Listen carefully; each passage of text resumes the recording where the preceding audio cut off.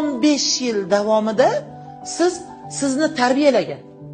Nima bo'lsa tasavvur qiling, nima bo'lsa olib kelgan, og'zingizdan chiqqanini muhayyo qilgan. Chiqdi muhayyo qilgan.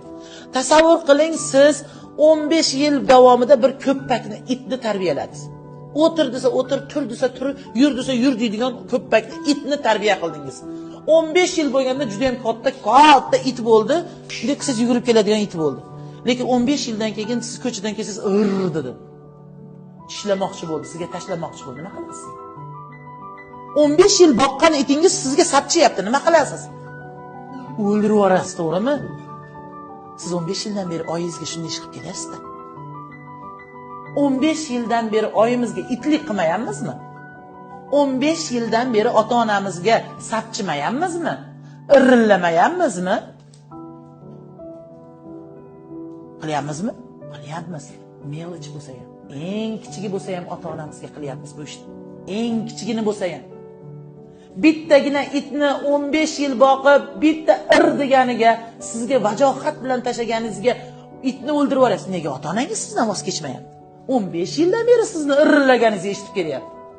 15 yildan beri sizni janjalingiz, to'polonligingiz, qaysarligingiz, bezoriligingiz, ikkishiligingizdan qabul qilib kelibga sig'dirib kelyapti-da, sizdan nimaga bunday qilib ko'chaga uloqtirib yubormayapti? Nega o'ldirib yubormayapti? Otib o'ldirib yubormayapti. Chunki ular ona, chunki ular ota. Chunki ular ona, chunki ular ota.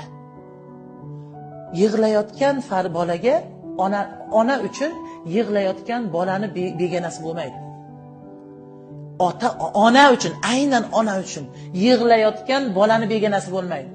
Hech ko'chada ko'rganmisiz, birorta ayol kishi bola yig'layotgan bo'lsa, beti bezrayotgan, "Voy, necha plachish" deydi o'rislar ham. Nimaga yig'layapsan deb o'tib ketadi. Ona ular, chunki mana bu yeridan paydo bo'lgansizda, jigarini bir parchasisiz. Siz 4 tamisiz, 3 tamisiz, 2 tamisiz, bitta farzandmisiz, jigaridan paydo bo'lgansiz, bino bo'lgansiz. Jigarisiz siz ularni. Sizdan kecha olmaydi, kechmaydi. Kechmaydi.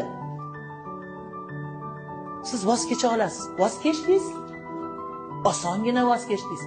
Eng yaxshi ko'rgan naushnikingizdan voz kechdingiz. Oson ekan-ku, nega onamizga, otamizga qarshilik qilganmiz?